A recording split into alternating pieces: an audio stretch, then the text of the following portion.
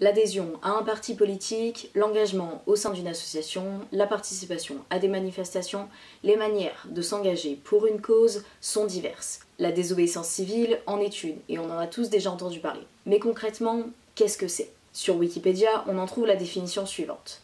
La désobéissance civile est le refus assumé et public de se soumettre à une loi, un règlement, une organisation ou un pouvoir jugé inique par ceux qui le contestent, tout en faisant de ce refus une arme de combat pacifique.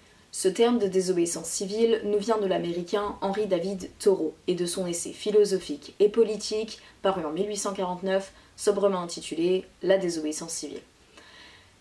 Dans son ouvrage, Thoreau explique avoir refusé de payer un impôt au gouvernement américain pour protester contre l'esclavagisme et la guerre américano-mexicaine.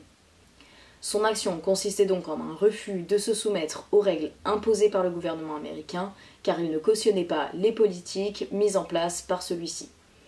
La désobéissance civile a souvent été le moyen utilisé pour faire évoluer la société, surtout concernant le respect des libertés fondamentales et des droits humains.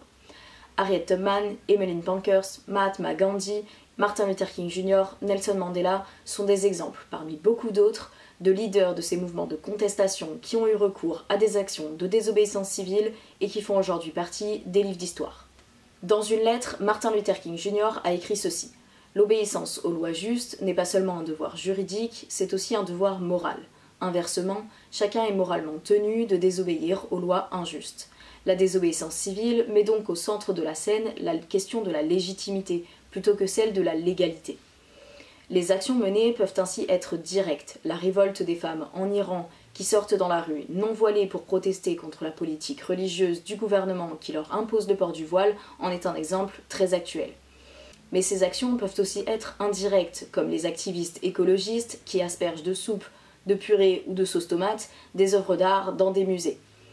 Ici, les activistes ne souhaitent pas s'opposer à une loi jugée illégitime, mais bien attirer l'attention de la population comme des dirigeants sur la question environnementale.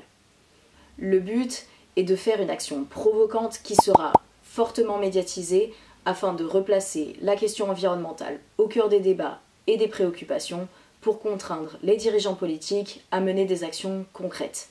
Mais cette réponse des dirigeants politiques se fait attendre, car ceux-ci considèrent majoritairement la désobéissance civile comme de la délinquance et non comme un moyen d'action du champ politique.